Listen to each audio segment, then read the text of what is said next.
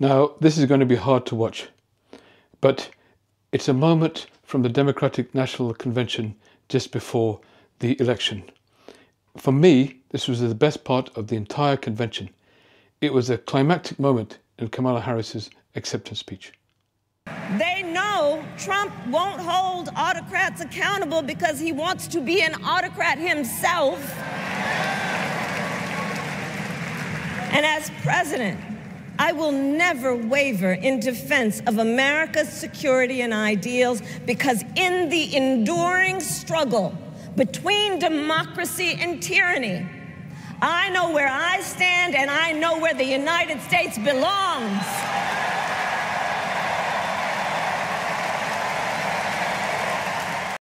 Hear the conviction in her voice, the total clarity of her position.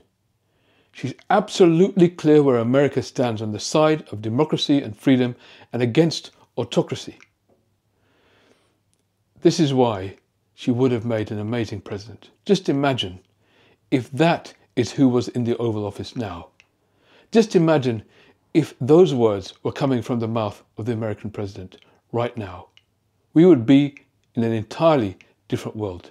A world not only where America knows where it stands, but when they have a president with the conviction and capability of expressing it in such a crystal clear way as that.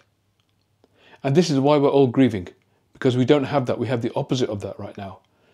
But it would have been such a wonderful world to have been in. But what is happening now instead? Not only has Trump cut off the military aid to Ukraine, he's even ceased all intelligence sharing with Ukraine. Now that really tells us something. Because cutting off the military aid, you could say, okay, he wants to save money. All right, there's some kind of financial incentive to that. He wants to stop sending any money to Ukraine. He's always interested in America not splashing money around and not being generous. Okay. But sharing military intelligence doesn't really cost them any money. They're collecting that intelligence all the time around the world anyway. It's just communicating with Ukraine and letting them know what Russia's troop movements are so they can plan and they can defend themselves against the ongoing Russian invasion. It costs hardly anything and it's very simple to do. And yet Trump has turned that off too. And what that tells us clearly is that what he's really interested in is Russia's victory. Because this isn't something that's going to help create peace. In fact, it's the opposite. It will make peace harder, because it emboldens Putin to keep going and go further. He's giving Putin everything he wants, not to create peace, but to create ongoing war, to enable ongoing success in his invasion of Ukraine. This is taking it a step further. It's one thing to not provide the military aid itself. It's another thing to say, you know what, we're not even going to pick up the phone to you and share the intelligence that we know is happening and what Russia is doing. Why? Well, I guess because we're on Russia's side now. And of course, America voted with Russia in the UN in a resolution passed just last week. The first time it's ever happened on Ukraine. Usually the only people who vote with Russia is North Korea and Iran, but this time America joined the axis now. So this is in keeping with that. It isn't about creating peace, not at all. It's about actually ensuring Ukraine's total and complete defeat. And this has been noticed by commentators around the world. And Emily, I think that you summed up exactly right. We shouldn't be talking about a Trump peace plan. This is a Trump plan, actually, to make the war longer.